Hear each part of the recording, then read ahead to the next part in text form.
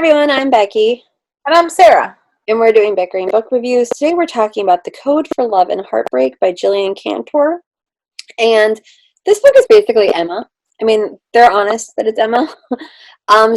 Takes place in modern day New Jersey, and Woodhouse, right? Emma Woodhouse. For some reason I had like Woodbine, and I'm like, no, it's Emma Woodhouse. Now I'm like, yes, it's Emma Woodhouse. I should remember my Jane Austen. I was like, that's her name in Jane Austen. I don't know if that's her name in this book. They all have the same name. So Emma They Woodhouse didn't change the name. um, is the co-president of the school's coding club with George Knightley, who is her sister Isabel's boyfriend's younger brother. See where this is all going? You read Emma? And so basically every year there's this big state competition for the coding club, and they want to win. And so Emma decides that she's going to create an app to be a matchmaker, and she matches up her guidance counselor with a teacher. And so she proves it with the app, and so she goes through and she makes matches. They aren't all that successful, and there's a lot of other issues. So basically it is Emma. Instead of Harriet, there's a younger girl named Hannah who thinks she's in love with, who thinks she might have feelings for Knightley. Jane Fairfax, and instead of Frank Churchill, his name's Franklin Samuel Churchill, so they call him Sam.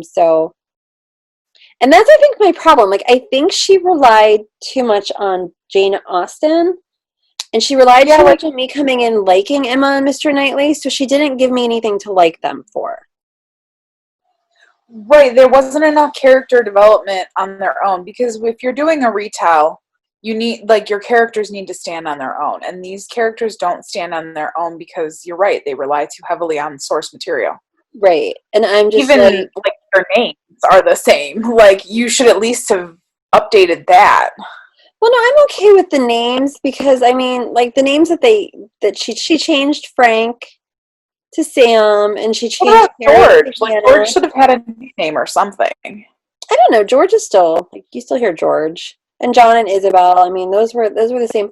But I feel like Emma came across as flat. There were a couple times I'm reading this and I'm like, is she supposed to be autistic? Is she supposed to have Asperger's?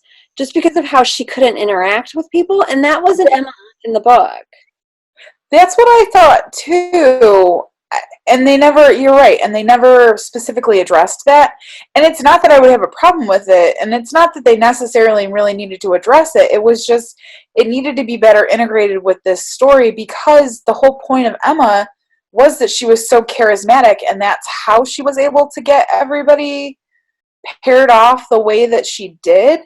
And right. So that charisma was not there. Well, and that's fine, but you've got to filter it in better. You got to do something. Well, and when you remake Emma, you're competing with Clueless. Right. And this was not Clueless. No.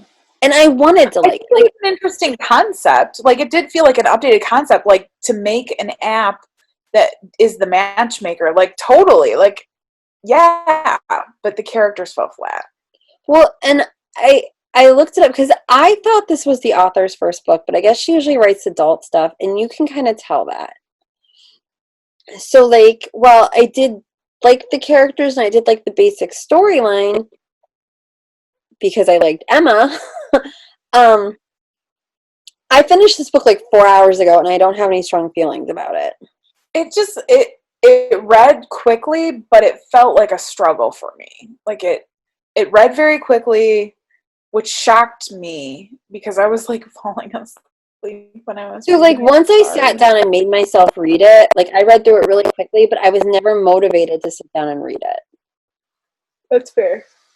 So, and I got to a point where it was a choice between this book and one of the other ones that we're reading this time around, and 9 times out of 10 I was going for that other one. And this felt like the chore. Well, and I feel it doesn't feel particularly the characters are 18. I feel it feels more like a middle school book. But I don't. Yeah. But they're not going to know Emma, so I don't know how they would respond to this. I mean, and the thing is, it did have kind of some glimmers of being very similar to all the boys I've loved before. Like it had glimmers. Right. That you could get those readers to read this book and enjoy it. I just think that something and I don't even have an idea of like how to fix it, because usually I'm like, well, if you did this, then you could do this and it would look better. But like with this book, I don't even know how to fix it. Did it take way too long for Emma to actually care about Knightley? Yeah, and like to even know that she liked Knightley, like she didn't really care about anybody is really what it comes down Right. to. She cared about getting into Stanford. It took too long for her to care about anybody, but that could also be part of like just having trouble socially. Right. That was actually when I was like, is she supposed to have some kind of be on the spectrum? But they never said it. And like I didn't love how it ended with her college choice. However, it made sense and I understood how it, because like actually reading it, I'm like, how are you going to work that ending so it's similar to Emma? Um, I feel like we should just rate it. We just need to read it. So our rating system starts at the top with 5 unicorns. We go down to 2 unicorns. If we don't like it, it's a horse.